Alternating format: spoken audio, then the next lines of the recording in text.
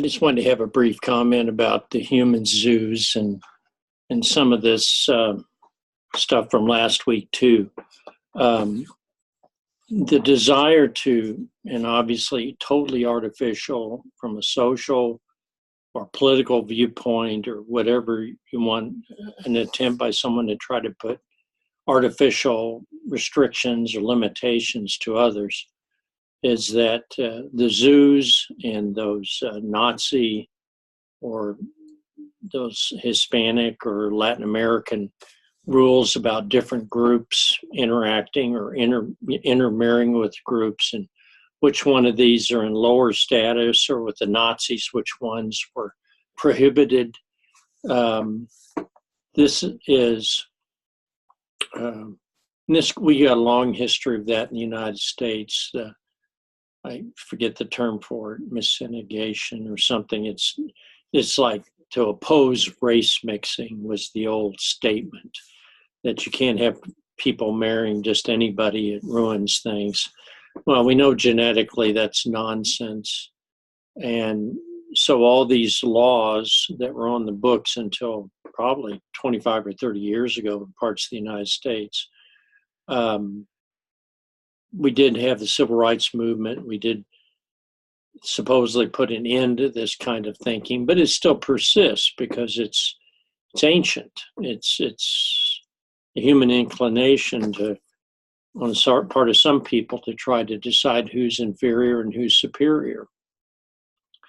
The human zoos are another manifestation of this. It's almost like putting people on a slide and putting them under a microscope, so that you'd study them not as humans, but as just a curiosity or some, a piece of an amoeba or something. We do have these attitudes about other living forms, and some people have a problem with that. But when we treat our fellow human beings as if they're not human, we dismiss them. I see the human zoos when people are separated at the border and are jailed, and children are separated from parents. I see that in the same vein. I don't see, and we'll say, well, legally, they did this wrong or that wrong, but it depends. How do you treat children? I mean, are some children not children? Are some children to be treated differently? That's what's frightening. When you put a label on someone and they become less than a human being, even though it could be involved their children, the elderly, individuals that have done nothing directly to you. They're not criminals. They haven't done anything under the law, but they just exist, and they're inconvenient or something. And that's where I see a lot of these issues going.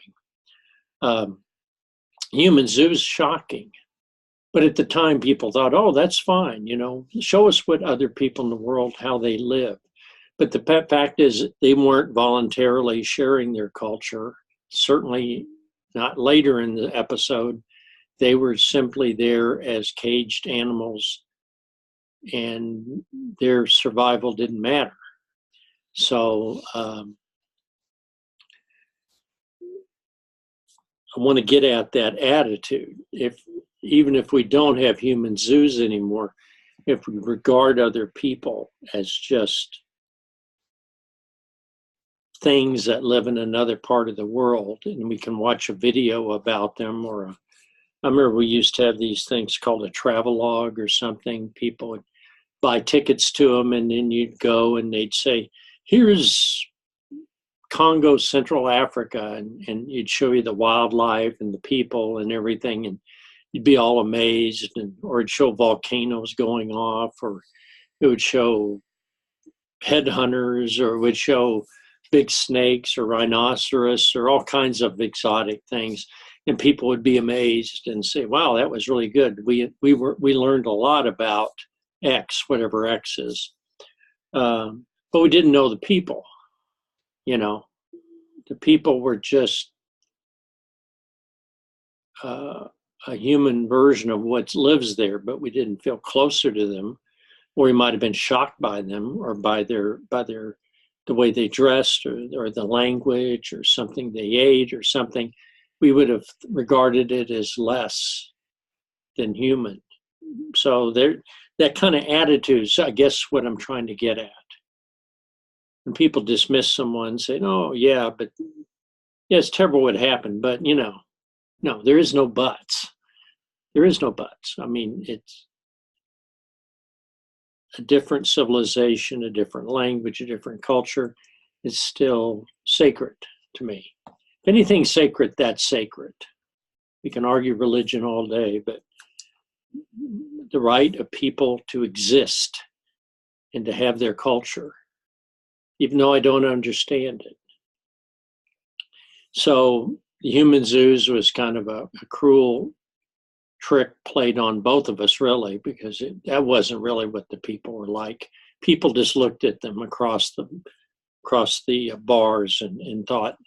I'm thinking about when before the Civil War, people tried to make slavery look. I don't know if you read all that stuff in detail about the slavery, but people made the argument that slaves that ran away were mentally ill, that they were insane, because why would they want to run away from paradise?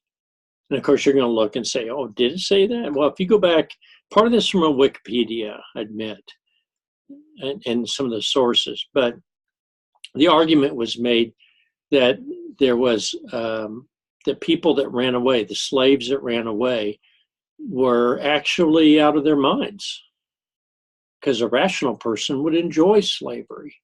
That was their natural state. So that you can read that if you look at some of the finer points of that. Why was that argument presented? Well, it's obviously not true, but it was to justify slavery. That the people that held slaves were doing them a favor. So when you see bad things happening to innocent people, and then you hear the government or whatever explanation comes up, somehow it's about, well, we're trying to help them. We're trying to be kind to them. We're trying to do the right thing. So there's all these arguments about justice and fairness, and that this is what they need. Don't believe that stuff. That's the thing I want to get across to you, that there are no zoos. They're just human beings. And in fact, I think zoos for animals are pretty cruel. You see that we don't have elephants in circuses anymore. People realize that circuses, not to mention the scary clowns, but the circuses that's not a good way to cage up a lion, or to train animals, or to treat animals, whatever types they are. Put them in cages and drag them around for exhibition. So it's a very age-old thing. It's very common. Went all the way back to the Romans and earlier, I'm sure. But people wanted to have something to entertain them, but it wasn't good for the thing that's in the cage, and particularly not good if it's a human being in the cage. So I hope someday you can use that. I don't think that's going to offend anybody, to show that people were caged. It would be important with kids that they realize it's not for comedic effect. That is a serious, grievous thing to do that. That's why sometimes when you're doing multicultural lessons, and I have a video that I will tell you about, you'll be able to watch it. It talks about stereotypes of African Americans. And some of the videos, I remember watching those when I was a little bitty kid. I remember watching those. And they were put on regular television. And the purpose was humor, to make fun. They were stereotypes. And of course, you don't see those anymore. They used to be about a lot of other groups, Asians and people from different religions, even to some extent. And you still see some of that, but you don't see it on cartoons, because now people are really watching out for that. but you'll get a chance. And you always have to judge what you show to students, that you don't want to be presented that, oh, you were making fun of a group by showing them the way they were treated before. So you always have to be careful with that when you do lessons with some pretty volatile, because someone takes it out of context and suddenly everybody gets upset at you. I just wanted to mention that because that came to mind. Well, that's all I got to say about it, but I just wanted to put my 2 cents in on that. Thank you.